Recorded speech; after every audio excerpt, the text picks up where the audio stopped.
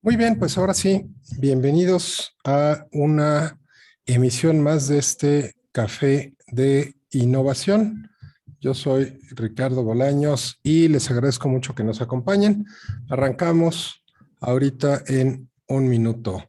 Hoy tenemos un Café de Innovación muy interesante. Vamos a estar platicando con Omar acerca de seguridad en la información. ¿Cuántas veces no hemos platicado acerca de todos los problemas que se dan, toda esta parte de intrusión, cibercrimen, que pues de repente como que era para, o sea, quedaba en las películas y en las grandes empresas, y pues hoy lo tenemos prácticamente a la vuelta de la esquina? Ahorita empezamos a platicar con Omar. Muy buenas tardes a todos.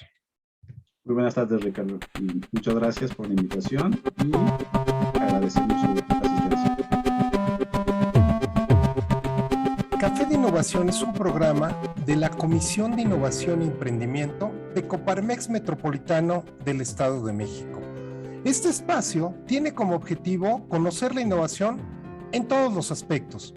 Mientras saboreamos un delicioso café, vamos a poder ver temas relacionados con innovación, de producto, de servicio, de modelo de negocios, estándares internacionales, operaciones, ventas, mercadotecnia y una gran gama de aplicaciones de la innovación.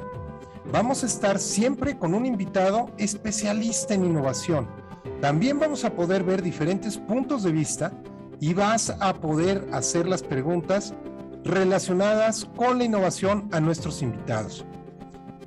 Vamos a ir adentrándonos en el camino de la innovación con cada uno de los programas que vamos a llevarte de la mano por este fascinante mundo de la innovación. El mundo ha cambiado. El mundo cada vez está moviéndose de una manera más vertiginosa. Está habiendo cambios, nuevas tecnologías, nuevos mercados, nuevas costumbres, una nueva realidad. Acompáñame a entregarte lo más importante de la innovación. Vamos a estar conociendo muchos temas diferentes. Vamos a conocer opiniones, experiencias, metodologías, mapas de ruta. Todo relacionado con la innovación. De tal manera que tú puedas aprender a innovar en la empresa. Soy Ricardo Bolaños, presidente de la Comisión de Innovación y Emprendimiento de Coparmex Metropolitano. Te espero todos los jueves de 6 a 7 p.m. transmitiendo directamente en Zoom y en LinkedIn. Posteriormente, si te pierdes un programa, lo puedes ver en YouTube y puedes ver el podcast del programa en los diferentes canales de podcast que hay. Te espero en este Café de Innovación.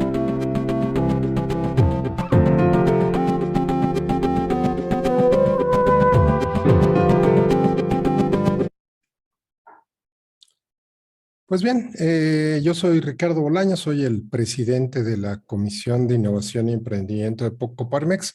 Esto es un poco de lo que he venido haciendo a lo largo de mi carrera. Estoy, además de base, soy consejero, pero bueno, manejo muchísimo todo el tema de innovación. Le llevo a los consejos de administración en los que participo, incluyendo el consejo directivo de Coparmex, todos los temas relacionados con innovación.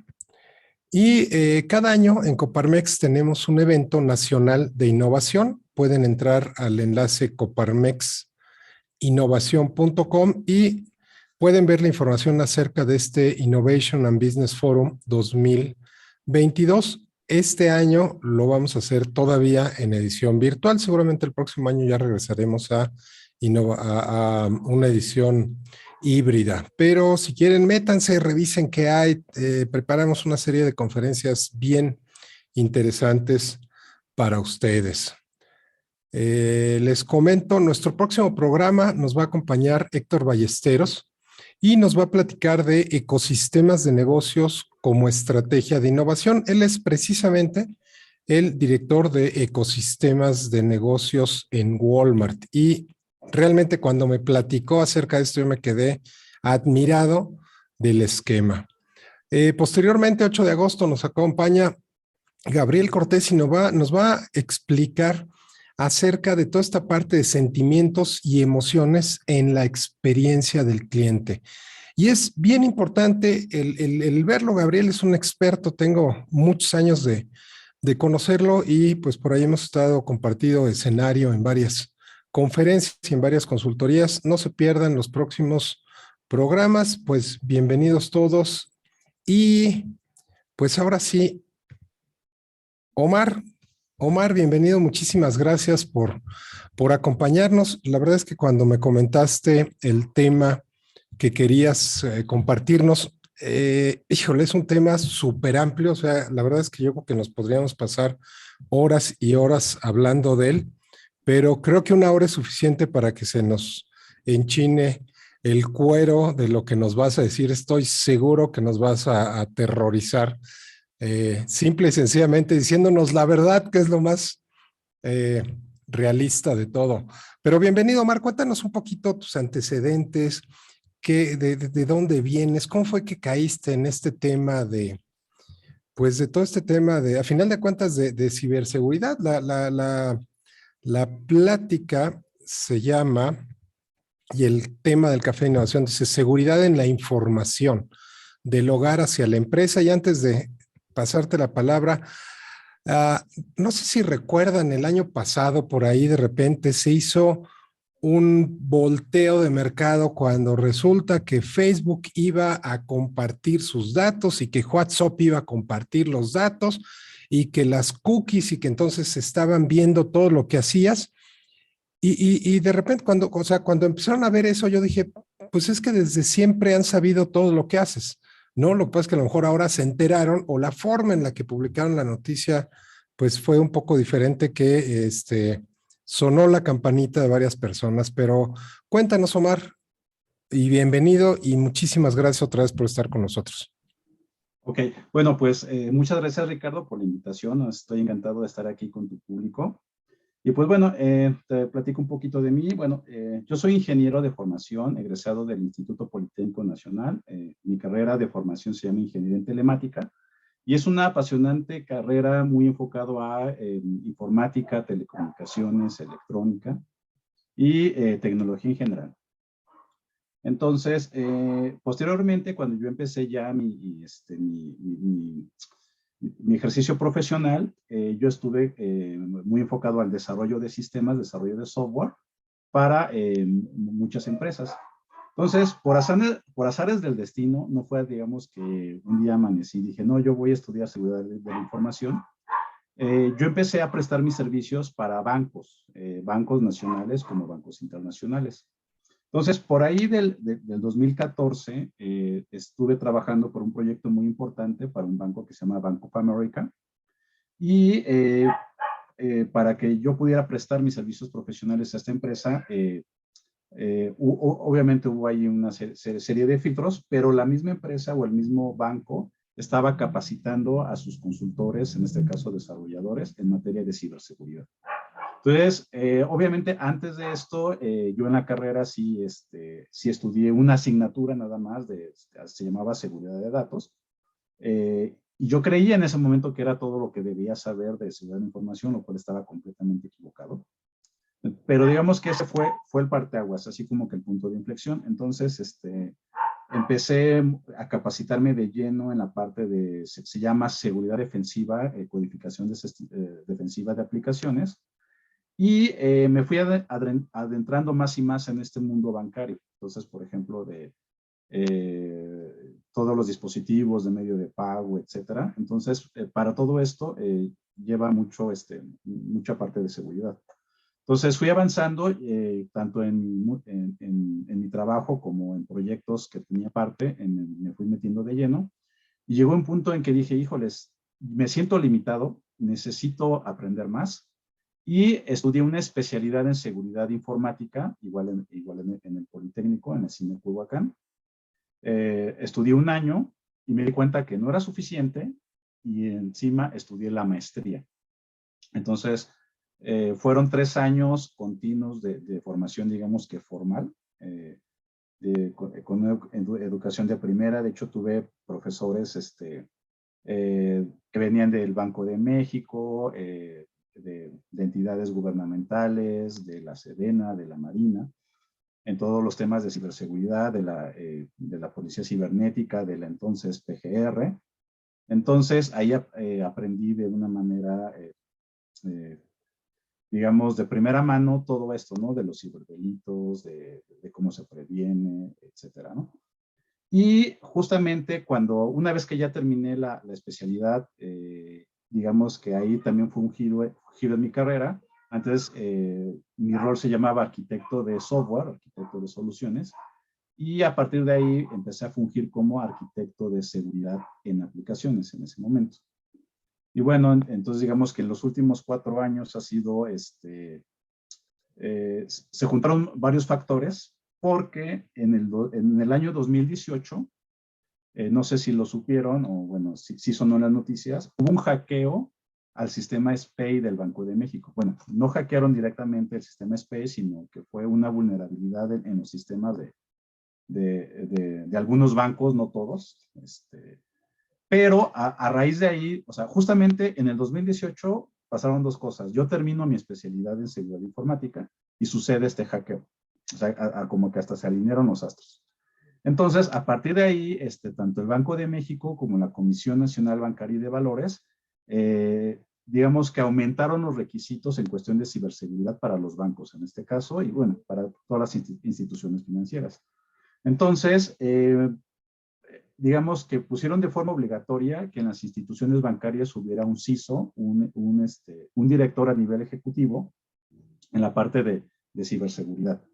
Entonces, aunque no lo creas, antes de esto había bancos que no tenían un CISO, que no tenían esta figura. Es como si yo te dijera, oye, hay bancos que no tienen un Chief Financial Officer. Entonces, así sonaba, ¿no?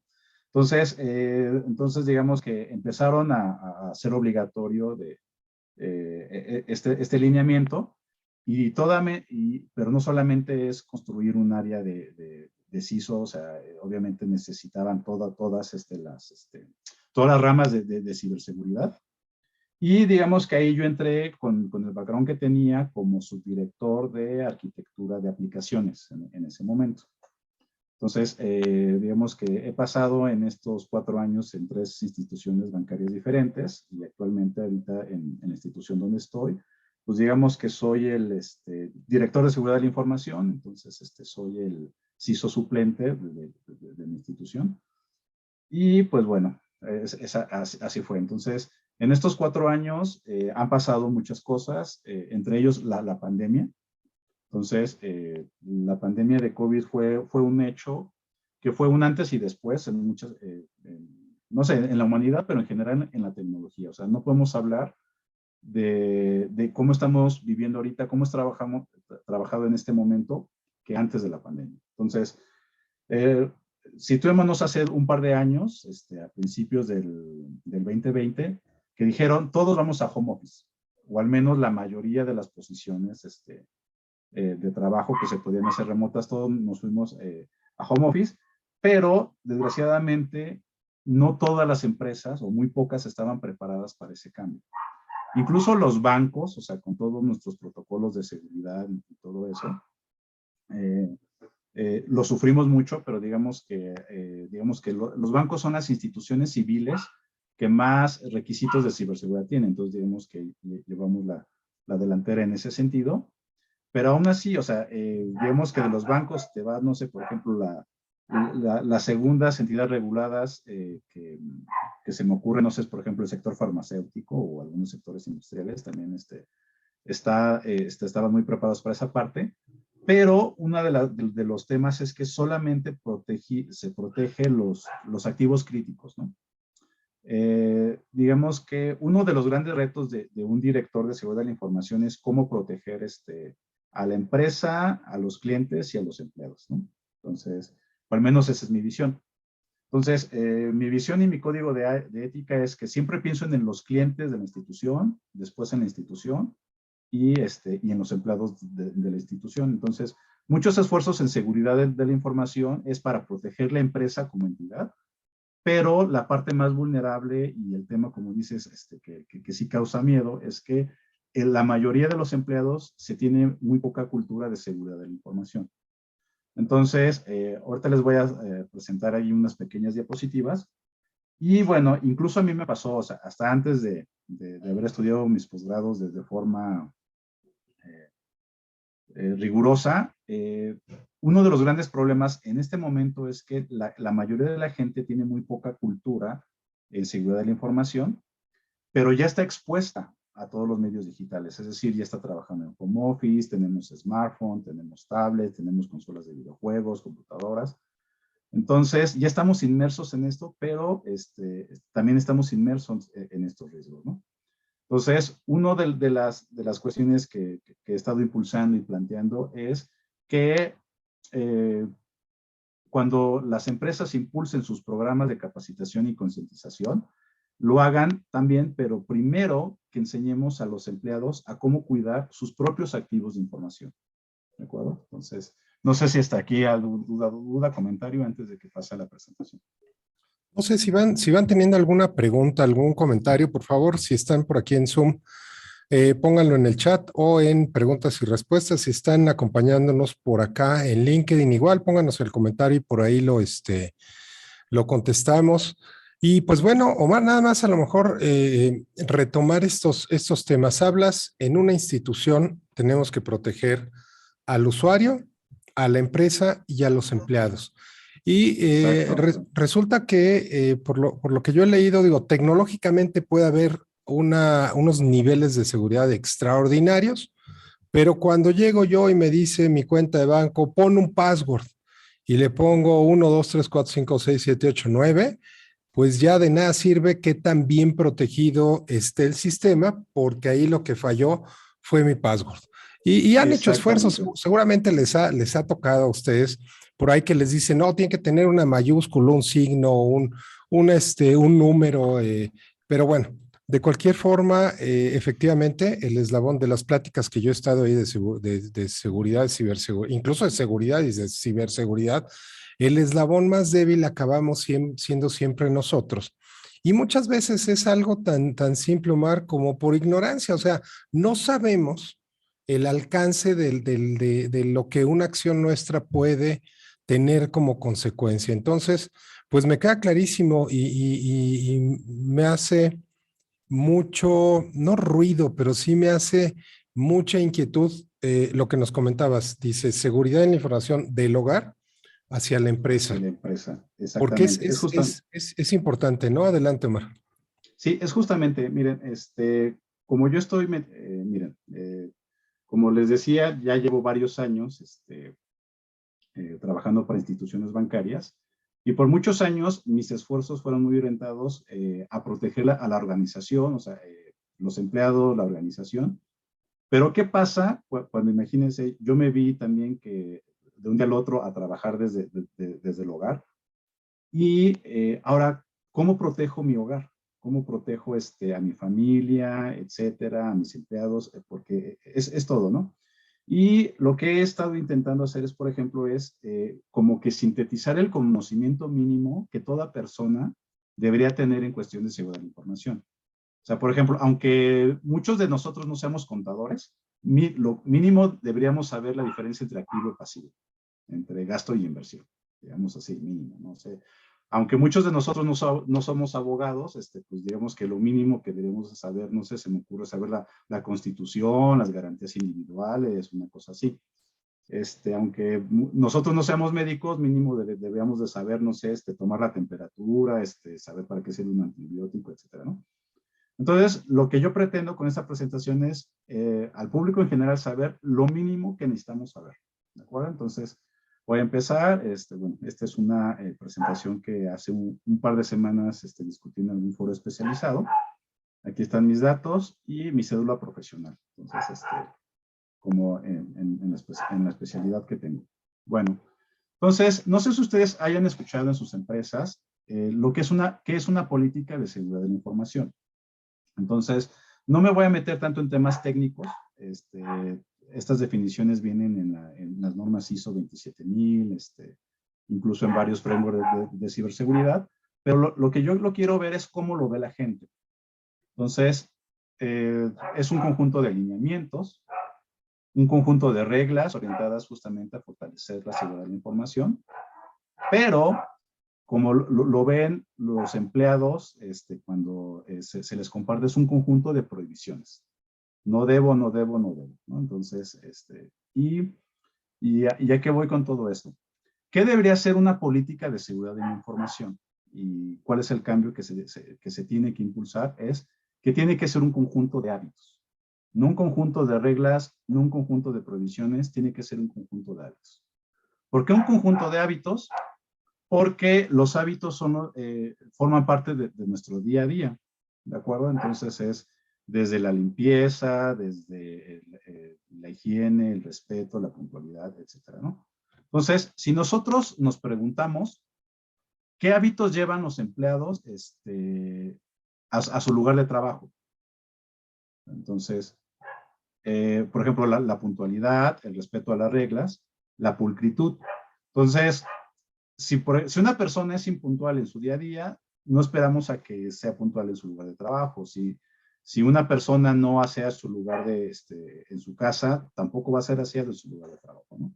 Entonces, lo que se ha estado intentando hasta ahora, sobre todo cuando en las organizaciones que ya se tiene una política de seguridad de la información, es que te ponen muchas reglas para el cuidado de los activos en el trabajo, no sé, un password de 20 caracteres, etcétera, pero nosotros en nuestro día no hacemos eso. Entonces, exponemos en riesgos primero nosotros mismos y luego la empresa, ¿no? Entonces, vamos a ver.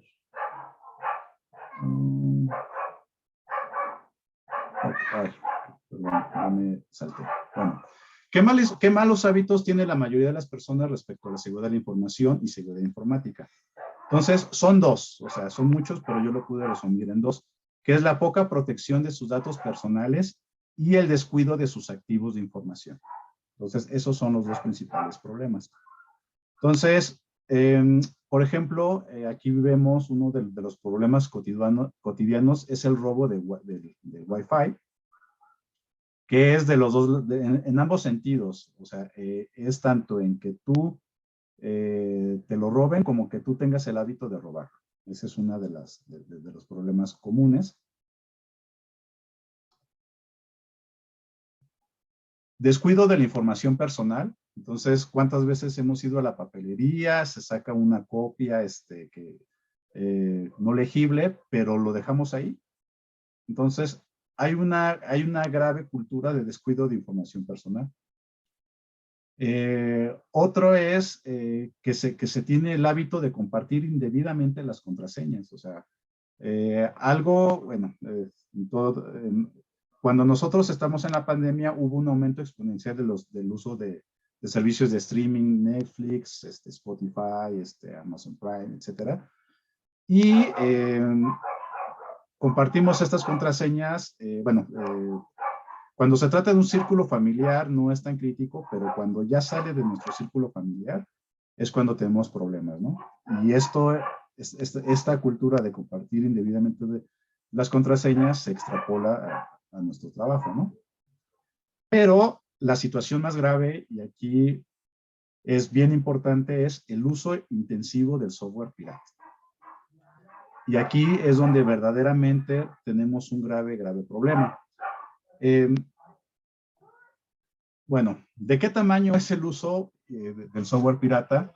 Yo aquí busqué una fuente, no está actualizada, es del 2017, pero dice que el 57% de las compañías usa programas pirata en sus operaciones. ¿De acuerdo?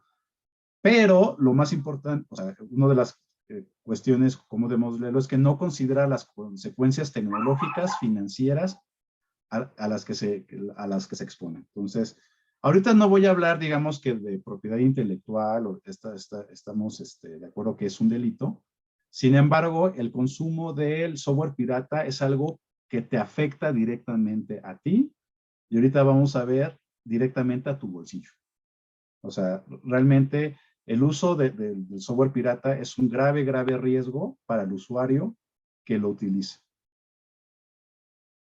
¿Ok? Entonces, pero bueno, antes de continuar, ¿por qué la mayoría de las personas no protege sus activos de información? Entonces, piensan que o sea, no tengo nada de valor, no soy importante, no soy figura pública y he escuchado muchas estas cuestiones de mucha gente que lo repite. Entonces, de que minimizan el impacto de sus recursos, siendo sus recursos su información personal y sus activos de información. ¿De acuerdo? Pero yo les puedo decir que sí tiene valor, o sea, ¿qué tú posees que realmente es valioso y es lo que los ciberdelincuentes intentan robar? Igual lo agrupamos en dos rubros, es los datos, digamos que tus datos bancarios, tus datos personales, tu identidad digital. O sea, simplemente hablar, bueno, de identidad digital sería el motivo de otra conferencia entera, pero esto tiene un valor para nosotros porque es nuestra imagen que nosotros proyectamos en el ciberespacio. Y lo otro, que no es menor y ahorita lo vamos a ver, son los activos informáticos. ¿Cuáles son? Las computadoras, los teléfonos inteligentes, las tabletas, consolas de videojuego, tu modem. Entonces, ahorita quiero que todos reflexionen la forma en que se han incrementado estos activos informáticos antes y después de la pandemia. O sea, ¿cuántas computadoras personales tenía en 2020 y cuántos tenga ahorita? O cuántos teléfonos, todos estos son activos informáticos que tienen un gran valor. ¿De acuerdo? Y ahorita voy a hablar primero de esto porque dicen, bueno, ¿qué tan valioso es? O sea, o por qué no utiliza, o sea, ¿por qué debo de protegerlos? ¿De acuerdo? Entonces, para ver la importancia del uso de estos recursos, vamos a imaginarnos un caso hipotético. Entonces, yo les pregunto, ¿dejarías que alguien más utilizara tu auto mientras no lo usas? Imagínense que enfrente de su trabajo, bueno, imagínense que estuviéramos yendo diario a la oficina, hay un letrero que dice estacionamiento gratis, deja aquí tu auto. Pero hay una pequeña condición que mientras tú no lo usas, alguien más lo puede usar. O sea, alguien más lo puede agarrar y, no sé, irse de compras con él. Alguien puede agarrarlo y empezar a usarlo como Uber, ¿de acuerdo? O vamos pensando más mal que una banda de delincuentes lo utiliza para hacer robos, extorsiones, mientras tú no lo estés utilizando. ¿Qué opinas de esto, Ricardo? ¿Sería aceptable? Oh, pues casi que es una pregunta retórica, ¿no? O sea, dices definitivamente, pero por ningún motivo, dejaría que alguien, es más, ni siquiera que utilizaran el carro. Muchas veces ni siquiera nos gusta dejarlo en el valet parking. Ajá. Ahora dejarlo con libertad a un valet parking sin ninguna restricción, pues Ok. es como darte un tiro en la cabeza, ¿no? Exacto. Bueno, pues, ¿qué crees, Ricardo? Que eso pasa cuando usas software pirata. De manera gratuita, o tú piensas que es gratuito, de que te estás ahorrando costos de licenciamiento de software. Al tú instalar software pirata, le estás permitiendo que alguien más, un extraño, utilice esos recursos de cómputo, los que son tuyos, que a ti te costaron. ¿Cómo ves? Bueno, ¿cuáles son los recursos informáticos que tienen valor? Entonces, espero no ser tan técnico, pero siempre que compramos una computadora te dicen que cuántos megas tiene, qué procesador tiene, etcétera, ¿no? Entonces, son tres principales recursos informáticos que tienen valor, que es el procesamiento, el almacenamiento y el ancho de banda. Entonces, el procesamiento va ligado con tu microprocesador, o sea, si es un Intel, los núcleos que tiene. El almacenamiento es el disco duro, tu espacio que tiene. También podemos hablar incluso el almacenamiento que tienes en la nube. Y ancho de banda es lo que tú tienes de tu Wi-Fi, es decir, los megas que utilizas tanto para enviar y recibir información. Entonces, estos tres recursos son valiosos y tú ya pagaste por ellos. ¿De acuerdo? Entonces, ¿cuál es el precio del software pirata? Pues es ese. O sea, tú al instalar un software pirata, lo único que le estás haciendo es, ciberdelincuentes usen mi computadora de forma libre, mientras yo no, bueno, es más, incluso mientras tú la estás utilizando, alguien más la está utilizando. Es decir, que pueden, bueno, te pueden poner un ransomware, un spyware. Un spyware es un software malicioso que te roba toda tu información que tienes dentro de la computadora. Entonces, adware, que igual ahí pone, igual es una especie de virus que te salen muchas ventanas emergentes. Gusanos, es decir, un tipo de software malicioso que se reproduce y que va a infectar todos tus demás dispositivos. Y esto de redes de robots, entonces, esto es súper importante porque convierte tu PC en lo que se conoce como una máquina zombie. ¿Qué es una máquina zombie? Es lo siguiente, que alguien de manera remota va a controlar tu equipo para, por ejemplo, hacer ataques informáticos. Entonces, todos los hackers, sobre todo los más experimentados, hay hackers de todos los niveles, ¿no? Entonces, así como hay rateritos vulgares, hay gente de crimen organizado, pero realmente los verdaderos hackers no van a utilizar sus propios equipos para hacer los ataques, para robar el banco. Va a utilizar la computadora de alguien más.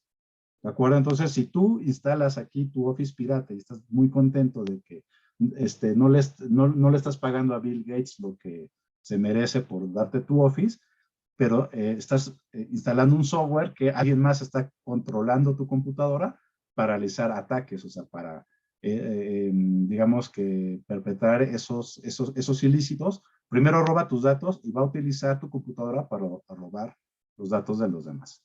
¿Cómo ves, Ricardo? Oye, Omar, entonces cuando de repente dices el típico de está muy lenta la máquina, a lo mejor alguien más la está usando al mismo tiempo que tú, o cuando dices, pues es que de repente Ya salió. estaba usando la aplicación y se cerró, o sea, ya está Exacto. fallando y la volvió a abrir.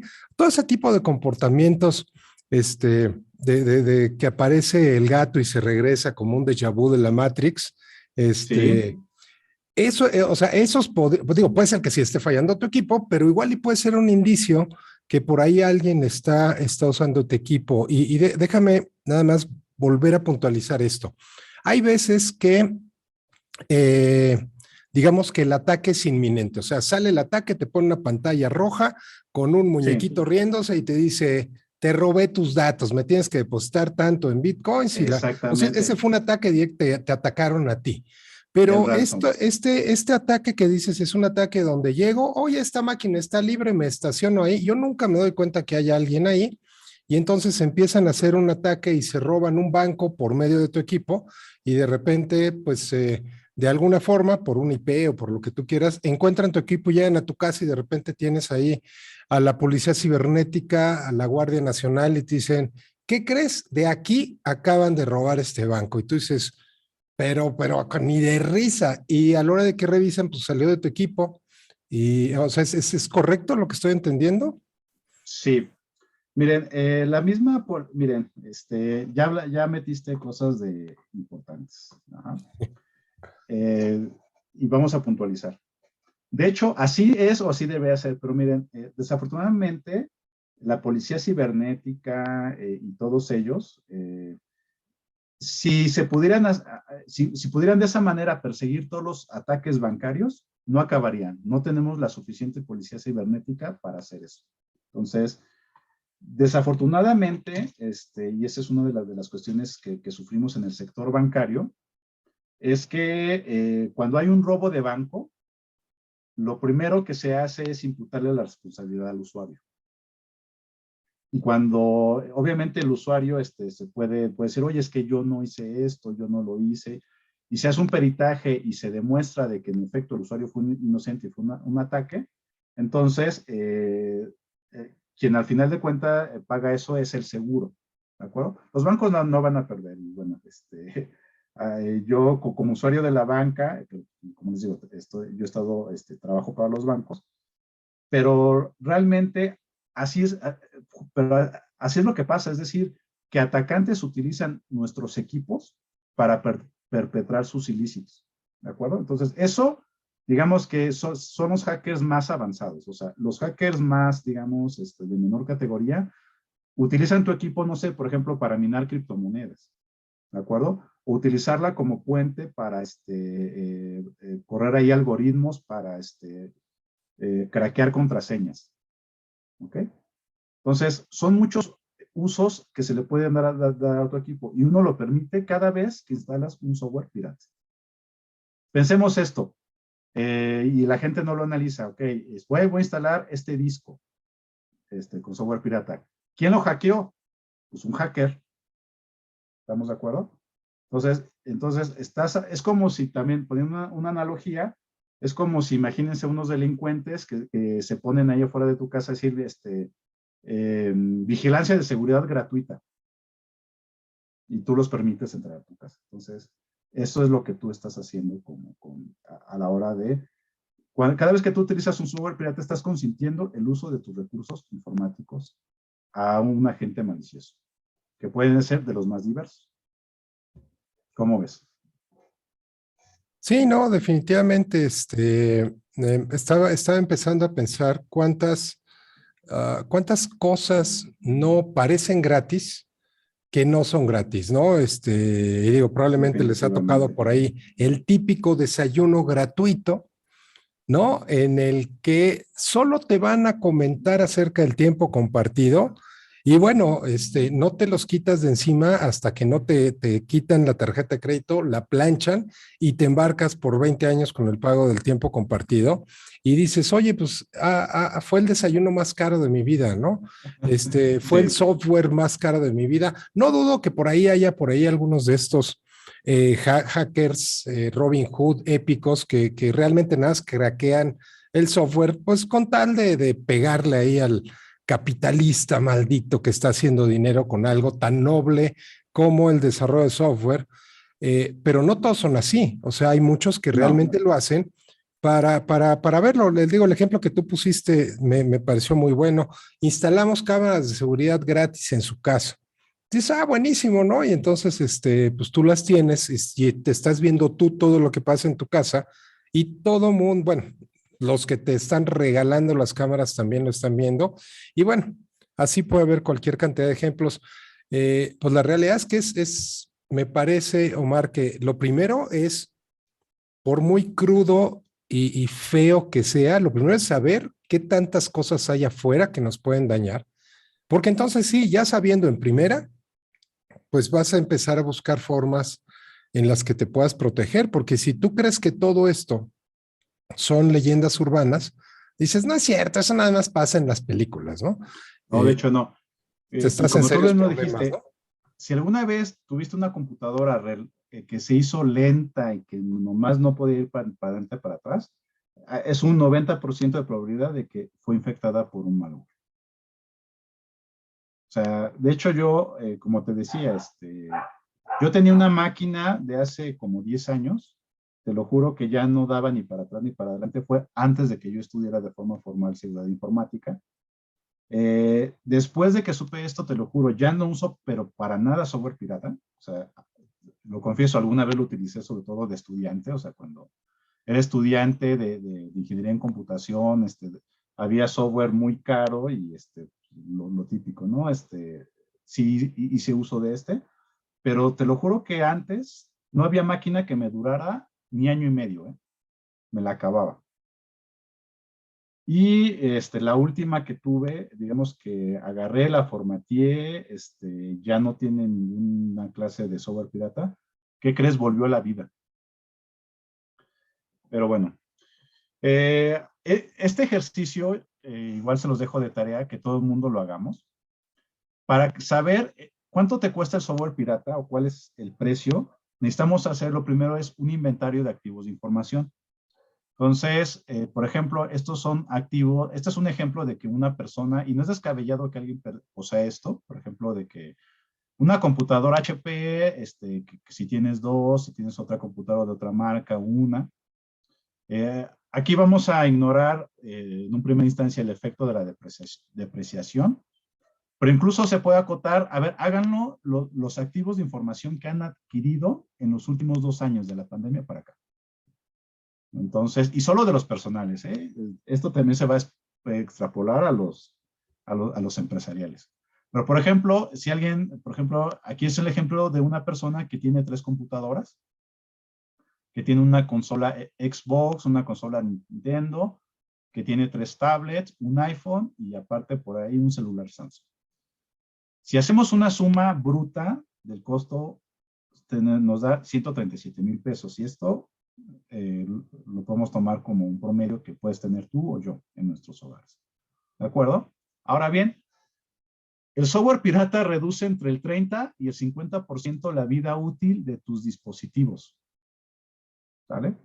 Entonces, en el ejemplo anterior, si tienes un activo, un total de activos de 137,000 pesos, una pérdida promedio del 40%, nos da una pérdida neta de 54,800 pesos. ¿Cómo ves? Claro que ya si te pones a ver, te sale más barato comprar el software original que Exactamente. No, que por el mucho. desgaste, ¿no? No, y por mucho. O sea, ¿por qué? Entonces, y nos lleva a la pregunta, o sea, ¿qué tan caro es el software con licencia? Entonces, bueno, una noticia que, por ejemplo, el Microsoft Office es gratis para estudiantes. Maestros y estudiantes, igual yo doy clases en una universidad, entonces no pago por él, es un recurso de la universidad, pero al menos para todos nuestros hijos y sobrinos, pueden tener el Office gratuito. Para esto obviamente hay ciertos requisitos, la misma escuela tiene que inscribirse como institución para que le dé estos beneficios a los alumnos, pero en teoría es algo que es gratis. ¿De acuerdo? Bueno, ¿qué pasa si no? ¿Qué pasa si lo tengo que pagar? Me creerían que la licencia de un antivirus es equivalente al costo de un servicio de streaming, sea Netflix o Disney Plus. De hecho, yo tengo los dos. Es más barato el antivirus que lo que pago de Netflix. ¿Qué tan caro es el Office? La licencia del Office completa cuesta lo mismo que un videojuego. Bueno, también estamos hablando de un videojuego original, ¿verdad? Pero estos son los equivalentes y son cosas que cotidianamente compramos. Sobre todo después de la pandemia. O sea, yo antes de la pandemia no tenía una consola de videojuegos, ya después de eso tengo 2, pero obviamente todo con su software original y con sus cartuchos originales. Pero aún así, yo digo que, bueno, si hiciéramos una encuesta de cuánto estamos gastando en esas cosas, podríamos ver pues, el costo, ¿no? De esa desproporción de gastos, ¿no? O sea, es decir, no queremos instalar el Office pirata, pero sí tenemos nuestras suscripciones de streaming y pagamos más de eso que lo que nos cuesta proteger nuestro equipo. ¿Cómo ves? Sí, y otra vez, Omar, creo que lo primero que necesitamos es entender la magnitud del problema y luego dimensionarla, porque efectivamente de repente dices, es que eso es carísimo. Cuando pronto, bueno, carísimo, ¿cuánto es carísimo? No sé, pero es carísimo. Y muchas No. veces ni siquiera ves los precios. La mayoría, por ejemplo, el Office te vende un Family Pack que es para 5 o 6 personas, que ya si divides Exacto. la licencia entre las 5 o 6 personas, realmente te sale barato y definitivamente te sale mucho más barato que cualquier ataque o cualquier posesión que pudiera hacer un software pirata de tu equipo. Exactamente. Bueno, eso, vámonos con solo los activos, es decir, como los fierros, es decir, mi computadora. ¿Cuánto me cuesta que alguien se apodere de mi computadora y un software pirata? Pero vamos a tus datos personales. Te pueden hacer un robo de identidad, secuestro de cuentas y tramitar créditos a tu nombre. Entonces, ¿cuáles son los tipos de ataques más frecuentes? Es el phishing, el smishing y el vishing. Entonces, el phishing es cuando te mandan un correo apócrifo, haciéndose pasar por una empresa establecida, que te van a pedir que descargues un archivo adjunto o que des clic en un link y ahí es como se te introduce el malware. Hay 2 variantes más de esta misma modalidad, que es a través de SMS, es decir, que te mandan a través de tu móvil algún enlace. Jamás habrán enlaces de los SMS, Y por último está toda la parte de las llamadas de estafas. Entonces, hablar de estos tres tipos de ataques igual sería otra conferencia aparte. Sí da para mucho estos temas. Incluso ya, ahorita ya hay ataques orquestados donde utilizan los tres tipos de vectores para hacer un ataque coordinado. Y, por ejemplo, este es un ejemplo de phishing real que me llega a mí, me llega como 5 o más phishing al día, ya, pero yo lo reporto siempre. Entonces aquí, por ejemplo, es de una cadena comercial, te están poniendo su logotipo, pero miren cómo está escrito en el asunto. O sea, aquí utiliza puntos y no es del dominio de la empresa, entonces pues aquí es donde, además del software pirata, este es el segundo vector de ataque más común, los correos de suplantación de identidad. ¿De acuerdo? Y bueno, creo que ya nos queda poquito tiempo, pero ¿cómo generar hábitos de seguridad de información? Es creando una política de seguridad de la información para el hogar. ¿De acuerdo? Que como les decía, es una especie de conjunto de hábitos. Entonces, aquí yo les pongo unos consejos, no fui muy extensivo, pero ¿qué es lo mínimo que deberíamos de hacer? Es consejos de seguridad de la información, destruir las etiquetas de los servicios de mensajería, no dejar expuesta la correspondencia, de ser posible cambiar la recepción de los recibos de agua, de luz por medios digitales, evitar fotocopias, escaneos, impresiones de información personal en lugares públicos. Pero si esto no te es posible, si sacas fotocopias de documentos con información personal, no perder de vista al personal que opera la fotocopiadora y en caso de que haya impresiones erróneas, solicitar las mismas y destruirlas. Esto es bien importante, ¿no? Son, digamos que consejos mínimos. Y consejos en cuestión de seguridad informática, el primero es no instalar software pirata, pagar por sus cuentas de streaming, no robarlas ni compartirlas fuera de su círculo familiar, no robarse el internet del vecino, volvemos a lo mismo. No sé si han sabido de aplicaciones que es una app que tú bajas en tu celular y dicen, con esta vas a tener internet gratis y es para robarse las contraseñas del vecino. Lo mismo, ahí le estás metiendo malware a tu teléfono móvil, ¿de acuerdo? Tienes que estar pendiente de tu equipo, si es más lento de lo normal o si tarda en acceder a internet. Es decir, si tú experimentas esto, por ejemplo, sobre todo el acceso de internet, tienes que hablar con tu proveedor y un técnico te lo puede revisar en tiempo real para ver si es algo normal o si es algo malicioso. Tienes que verificar el rendimiento del equipo, extender el soporte técnico, que te ofrecen y evitar el uso de las USBs o los pendrives. Monitorear la salud de tu red inalámbrica, esto puede ser un reto, pero lo podemos hacer con el auxilio de un técnico de nuestro proveedor. Nos puede ayudar a hacer esto, realizar pruebas de velocidad del ancho de banda. Es muy importante cambiar la contraseña de tu módem, verificar los dispositivos conectados a tu red. Instalar antivirus en todos los equipos, pero ni gratuito ni pirata, por favor. O sea, el peor de las paradojas es que instalas un antivirus pirata. Ha llegado a pasar.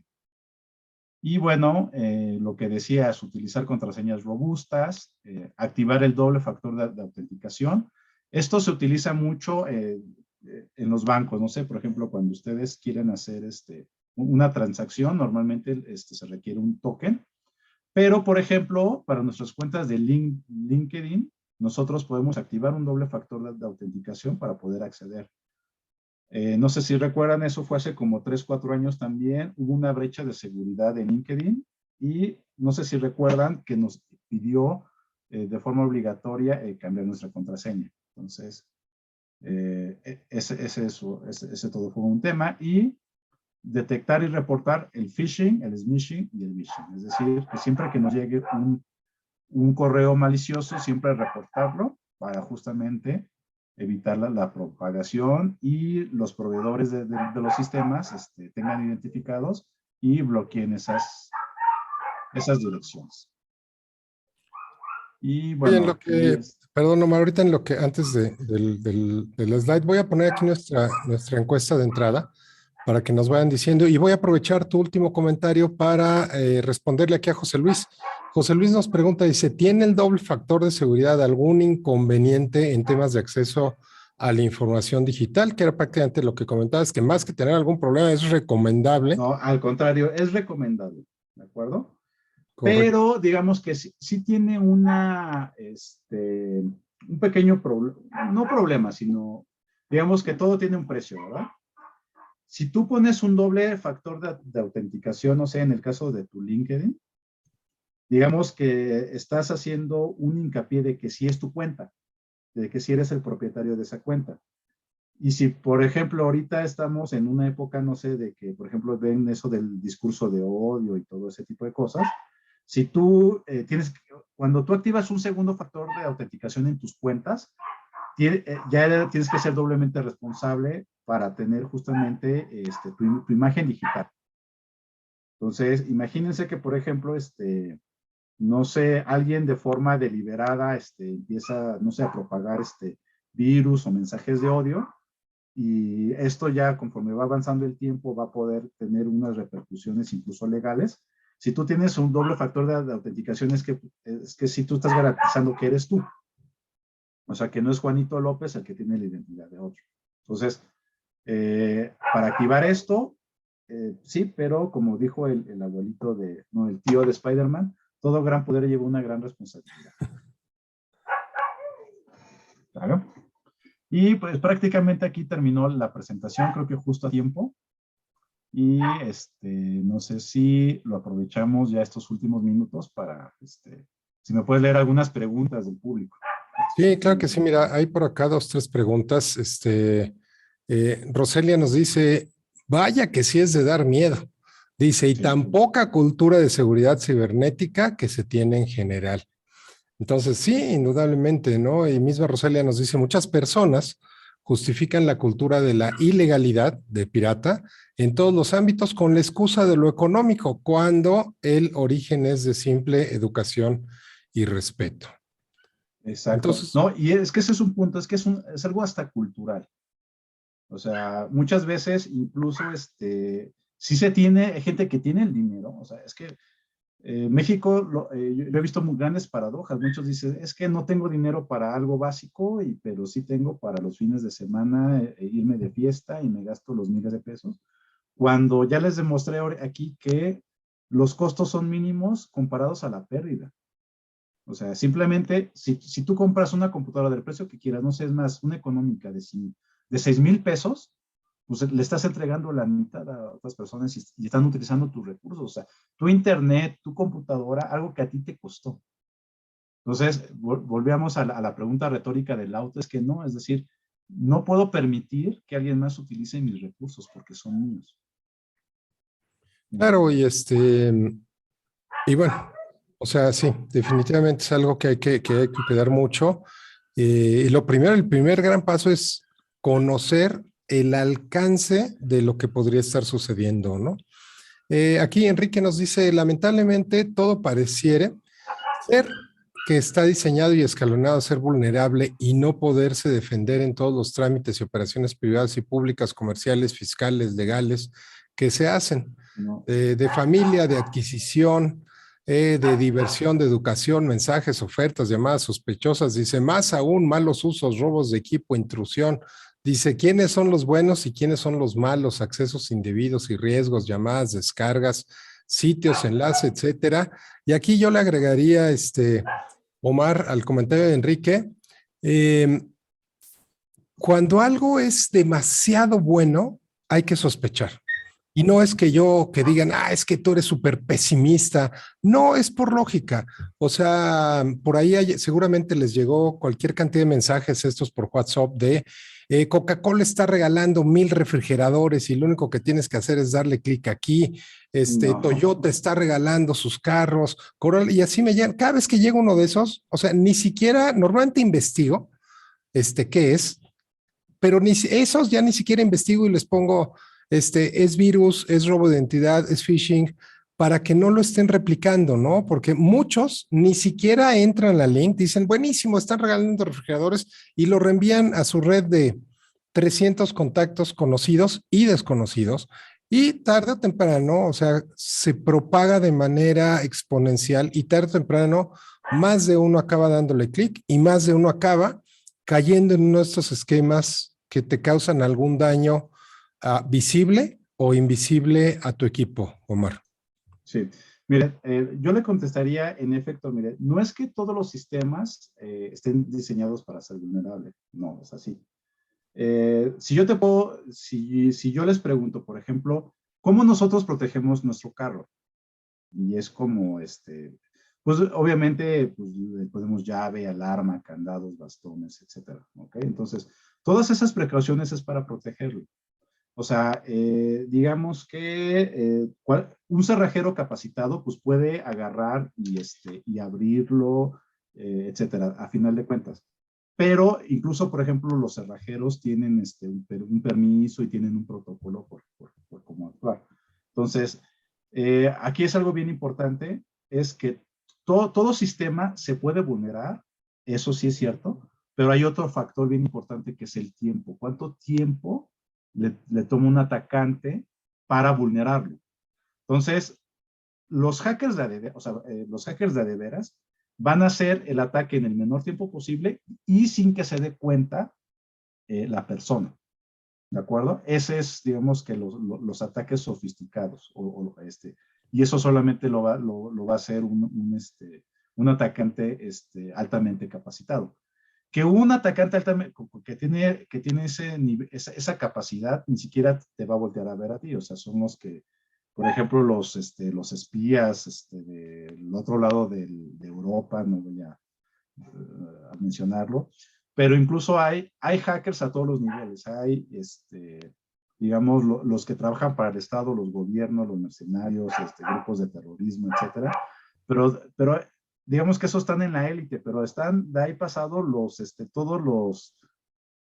equivalente a los raterillos vulgares, es decir, los que se sienten hackers, ya vieron cómo se vulnera eso y está empezando a hacerlo. Pero digamos que, por ejemplo, todos, me imagino que le ponemos doble llave a nuestra casa. Alguno instalará una alarma, alguno tiene caja fuerte, otros tenemos aseguradas nuestras propiedades. Entonces, son mecanismos que cada vez que tú pones un control de seguridad, es para justamente fortalecerlo, ¿de acuerdo? Y el control de seguridad que tú pones tiene que ser proporcional al valor del bien. Es decir, o sea, no vas a comprar una caja fuerte y ahí vas a meter todo, ¿no? O sea, solamente vas a meter lo más valioso, digamos, que es todo un arte, ¿no? Es diseñar toda la arquitectura de seguridad, el análisis de controles, pero todo parte de un entendimiento de tus bienes informáticos. Entonces, yo te diría, sí tenemos las herramientas para protegernos, está justamente el factor de capacitación, y ya vemos muchos expertos en seguridad informática que estamos del lado de la luz, no estamos del lado oscuro de la fuerza, estamos para ayudar a las personas. Los hackers éticos, que nosotros, que somos muchos, o sea, somos expertos en seguridad que trabajamos de forma honesta, o sea, por ejemplo, yo trabajo para un banco, para una institución bancaria, y la institución bancaria me paga a mí mis servicios para yo proteger a la institución. Pero lo que yo también quiero es proteger a mi familia, proteger a mis amigos, proteger a mis colegas, ¿no? Entonces, aquí estamos los consultores del lado de la luz de la fuerza para apoyarlos en fortalecer sus medidas de seguridad personal y empresarial. Así es, Omar. Y bueno, tenemos un par de minutos. Voy poniendo nuestra encuesta de salida para que nos ayuden evaluando este café de innovación, a ver qué les pareció. Y definitivamente la realidad es que hay todo un abanico de cosas y creo que si nos vamos de lo más simple, no a lo más complejo, yo creo que lo primero es entender que existen esquemas de seguridad. Punto. O sea, yo me tengo que proteger y tengo que entender cómo protegerme, y cómo protegerme es, pues en mi casa voy a poner una reja, en mi casa Si estoy en una zona que no es muy segura, voy a poner a lo mejor una cerca electrificada, voy a poner a lo mejor una reja más alta, voy a poner una cadena en la entrada, voy a poner un doble candado, voy a poner una segunda chapa, el carro no lo Sí, voy a dejar afuera, no lo voy a dejar abierto, exacto. pero el estar, y aquí es un poquito estar pensando que cómo podrían vulnerar mi seguridad física, pero si de ahí lo movemos a la parte tecnológica, pues tengo que tener un poco más de conocimiento, y si no tengo conocimiento, pues tengo que preguntar o tengo que meterme un curso o tengo que estar viendo webinars o videos donde más o menos me expliquen qué hacer. Pero a final de cuentas, Omar, es un esquema de disciplina y de protección. O sea, eso es, a final de cuentas es un estilo de vida, ¿no? Sí. Mira, hay un par de preguntas. Por aquí es buena la app Pine para prevenir. De lo contrario, ¿cuál me recomienda? No conozco esta app, la voy a investigar, me lo llevo de tarea, pero vamos a lo mismo, ¿es una app gratuita o es una app de paga?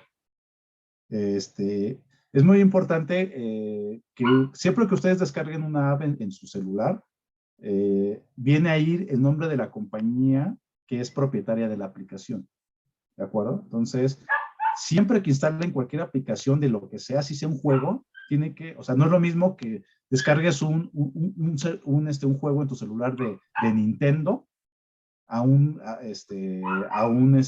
juego que lo hizo Paquito López. Hay unos caracteres chinos. Es bien importante que vean quién es el que emite la aplicación. Y otra pregunta o comentario que pone aquí otro es de la obtención clandestina de bases de datos. Obtención clandestina o legal de bases de datos. Ok, aquí le aclaro. No hay ninguna obtención legal de bases de datos. Sí, haz de cuenta que ahorita ya el INAE es la entidad gubernamental que se encarga de nuestra protección de datos personales. ¿De acuerdo?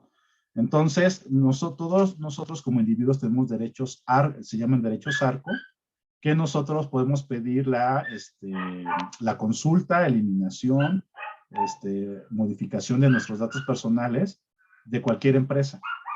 Entonces, por ejemplo, si te llaman para ofrecerte lo que, o sea, si alguien te intenta hacer la venta, oye, amigo, ¿de dónde obtuviste mi base de datos? Dame tu aviso de privacidad. Comunícame con tu oficial de cumplimiento de datos personales. ¿De acuerdo? Entonces, ese sería motivo de otra charla, pero sí, ahorita todo lo que es nuestra protección de datos, todas las empresas legalmente establecidas están obligados a proteger nuestros datos. La situación es qué pasa con los ilegales, o sea, las bases de datos que se roban, que lo publican en la dark web, etcétera, ahí sí es algo de mucho riesgo, pero igual, creo que ese sería motivo hasta de otra charla, porque cada subtópico de seguridad es muy amplio. Y aquí están preguntando que si son irrecuperables los archivos dañados al abrir un mensaje indebido. Es muy poco probable que se recuperen. Sí se pueden recuperar, pero vuelvo al tiempo, etcétera. Entonces, uno de los hábitos que se tiene que hacer es el respaldo de información, es decir, que tú vayas periódicamente haciendo tus backups, pero sí, cuando te cae un malware, a menos de que sea uno de los malware, incluso hay unos que son fáciles de recuperar, los primeros sobre todo, pero ya ahorita los más sofisticados están hechos para que ya sea irrecuperable la información, y ahí viene justamente las estafas cibernéticas a las compañías, ¿no? Claro. Pues bueno, Omar, creo que terminamos por acá. Les agradezco mucho que nos estén contestando nuestra encuesta para ver en qué mejoramos, para ver qué ajustamos, qué cambiamos. Si tienen interés en algo de Coparmex, pues con mucho gusto mandarles la información. Y pues bueno, nos queda abierta la puerta para conocer más, para saber más. Y sí, definitivamente, como comentaban, creo que todo este tema de ciberseguridad da como para un simposio completo de un día, al menos para medio entender un poquito las Exacto. vulnerabilidades que tenemos, porque bueno, te puedes llevar diplomados, maestrías, doctorados en ciberseguridad y simplemente no terminas. Pues Sí, bueno. no, es interminable esto. Y pues bueno, me da mucho gusto, Ricardo. Muchas gracias a todos y un placer estar con ustedes. Y aquí a lo mejor nada más cerraría comentando un poquito relacionado con lo que comentaba Enrique. No es tanto que lo que se haga sea malo o vulnerable. A lo mejor yo lo hago en el momento 1 y me protejo de lo que existe en el momento 1 y los hackers, los criminales, se dan cuenta de cómo brincar y entonces hacen un ataque nivel 2. Y luego yo hago una protección nivel 2 y ellos hacen un ataque nivel 3 y entonces, pues ahora sí que es el típico camino de estarte viendo tú cómo te proteges y los otros cómo te vulneran. Lo mismo que pasa en la realidad, lo mismo que pasa en el mundo cibernético. Mira, aprovechando ya antes de irnos, cuando ya te hacen un ataque de nivel 2 o 3, ya son ataques dirigidos. Es decir, que alguien que ya te está buscando exprofeso a ti. La mayoría de los ataques nivel 1, digamos que es, los hackers, haz de cuenta que es como pescar en el mar abierto. Avientan la red y al que pesquen está bien. Puede ser un pez grande o pez chico, pero normalmente los ataques nivel 1 no son ataques dirigidos. Y correcto. Es la mayoría, digamos. Sí, definitivamente. Y bueno, hablar de delincuencia en el mundo físico, en el mundo cibernético, es un tema doloroso, real y muy, muy, muy amplio. Pero bueno, pues terminamos este café de innovación, toda la parte de innovación en el tema de protección. Creo que aprendimos varias cosas nuevas hoy. Los esperamos la próxima semana. Tenemos un programa acerca de ecosistemas de negocios como herramienta de innovación. Entonces, nos vemos. Muchísimas gracias. Soy Ricardo Bolaños. Omar, muchas gracias por acompañarnos. Que tengan un excelente fin de día y un excelente fin de semana. Muchísimas gracias. Sí, hasta luego. Cuídense mucho.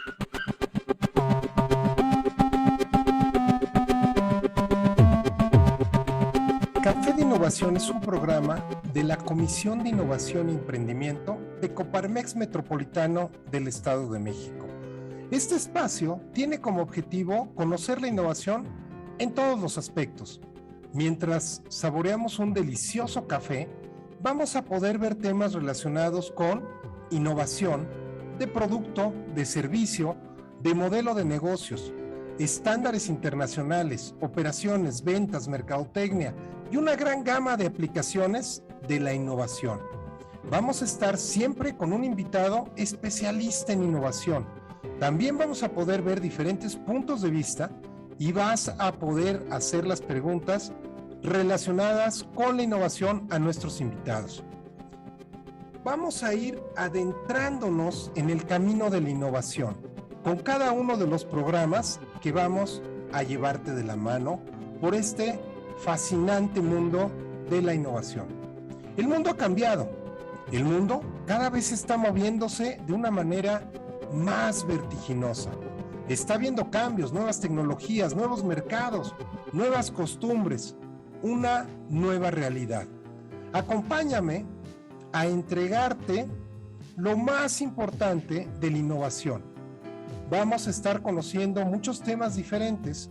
Vamos a conocer opiniones, experiencias, metodologías, mapas de ruta. Todo relacionado con la innovación. De tal manera que tú puedas aprender a innovar en la empresa. Soy Ricardo Bolaños, presidente de la Comisión de Innovación y Emprendimiento de Coparmex Metropolitano. Te espero todos los jueves de 6 a 7 p.m. transmitiendo directamente en Zoom y en LinkedIn. Posteriormente, si te pierdes un programa, lo puedes ver en YouTube y puedes ver el podcast del programa en los diferentes canales de podcast que hay. Te espero en este café de innovación.